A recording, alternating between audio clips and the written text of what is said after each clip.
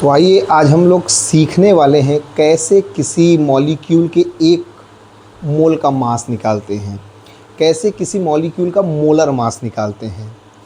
देखिए, जैसे H2O है, ये हमारा मॉलिक्यूल है।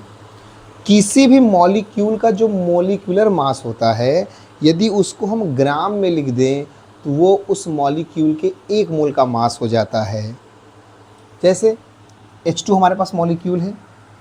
अब इसमें हाइड्रोजन का जो एटॉमिक मास होता है 1 होता है, तो 2 टाइम्स है, प्लस ऑक्सीजन का 16, इसको आएगा 2 + 16, अगर टोटल हम ऐड करें तो आएगा 18। अब यदि इसी को हम ग्राम में लिख दें तो वो 1 मोल H2O का मास हो जाएगा। जैसे मास ऑफ 1 मोल H2O, तो हम लिखेंगे 18 ग्राम।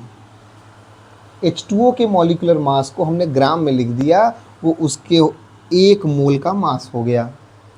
और यदि इसे आप वर्ड्स में नहीं लिख रहे हैं तो अब आप लिखेंगे 18 ग्राम पर मोल। मीन्स क्या हुआ कि 1 मोल H2O का मास है 18 ग्राम। इसी को हम लोग कहेंगे मोलर मास।